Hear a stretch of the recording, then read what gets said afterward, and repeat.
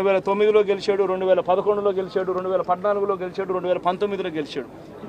ఒక మనిషి కన్సిస్టెంట్గా 4 సార్లు ఎమ్మెల్యేగా గెలుస్తూ వస్తున్నాడు అని అంటే ఆ మనిషి మంచోడు కాబట్టే గెలుస్తూ వచ్చాడు, ఆ మనిషి మంచోడు కాబట్టే ప్రజలు ఆశీర్వదిస్తూ వచ్చారు.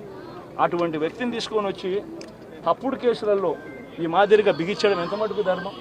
కానీ తప్పుడు రాజకీయాలు ఈ మాదిరిగా నువ్వు ఒక్కరివే చేస్తావు అనుకుంటా ఉన్నావు. ఇదే మాదిరిగా కొనసాగితే రాష్ట్రంలో ఒక తప్పుడు సాంప్రదాయానికి నువ్వు నాంది పలుకుతా ఉన్నావు. నువ్వు వేసే ఈ బీజం, నువ్వు వేసే ఈ తప్పుడు సాంప్రదాయం, రేపొద్దున నువ్వు వేసే ఈ బీజం చెట్టు అవుతుంది. రేపొద్దున నువ్వు ఏదైతే ఇత్తుతావో అదే పండుతుంది. రేపొద్దున మళ్ళీ మీ గ్రామాలలో మీ కార్యకర్తలకు ఇదే పరిస్థితినే ఇదే మాదిరిగానే మళ్ళీ జరిగే కార్యక్రమాలు కూడా జరుగుతాయి. అటువంటి తప్పుడు సాంప్రదాయాలు దయచేసి ఇప్పటికన్నా ఆపండి. పిన్నెల్లి ఆయన మీద ఒక హత్యాయత్నం, ఈవీఎం బాక్సులు బదలగొట్టారన్న ఒకటి, ఇవన్నీ కూడా రికార్డెడ్గా దొరికినాయి. రికార్డెడ్గా దొరికిన తర్వాత అరెస్ట్ ప్రక్రియ అనేది ఎలా జరిగిందో మనందరికీ కూడా తెలుసు. ఆయనని తీసుకెళ్ళి ఆయన్ని పరామర్శించడానికి జగన్మోహన్ రెడ్డి అనే వ్యక్తి, ఒక మాజీ సీఎం, ఫస్ట్ తీసుకున్న ప్రోగ్రామ్ కూడా ఏంటంటే ఒక ఖైదీని వెళ్ళి కలవటానికని ఒక ప్రోగ్రామ్ తీసుకున్నారు. అది అతని ఇష్టం. అది కూడా ఏంటి, ఒక 25 లక్షల రూపాయలు ఖర్చు పెట్టుకొని అక్కడికి వెళ్ళి ఒక హెలికాప్టర్లో వెళ్ళారు. ఒక డబ్బున్నవాడు వెళ్ళాడు, తీసుకొని పెట్టుకున్నాడు.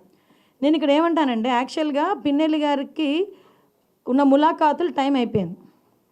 ఓకే, అయిపోయింది కాబట్టి అయినా కూడా హ్యుమానిటీ గ్రౌండ్స్లో ఒక ఎక్స్ సీఎం రిక్వెస్ట్ చేస్తే పర్మిషన్ ఇచ్చాం. అవునా కదా?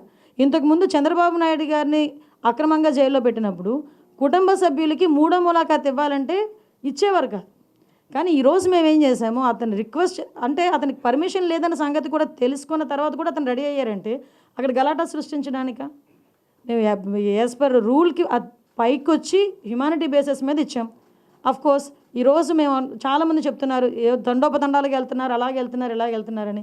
నేను ఒకసారి ప్రిజెన్స్ ఐజీ గారితో కూడా మాట్లాడినా, అసలు ఎంతమంది ములాఖాతులు వెళ్తున్నాయి, యాజ్ పర్ రూల్ ఎలా వెళ్తున్నాయి, మేము అన్నీ కూడా మాట్లాడుకుంటున్నాం. ఆయన బయటకు వచ్చి ఈరోజు బయటకు వచ్చి అక్రమంగా అరెస్టులు చేశారు. అక్రమంగా ఏం సీసీ ఫుటేజ్ చూసిన వాళ్ళు ఎవరైనా అక్రమ కోర్టు ఇచ్చిందండి అతను అరెస్ట్ చేయమని.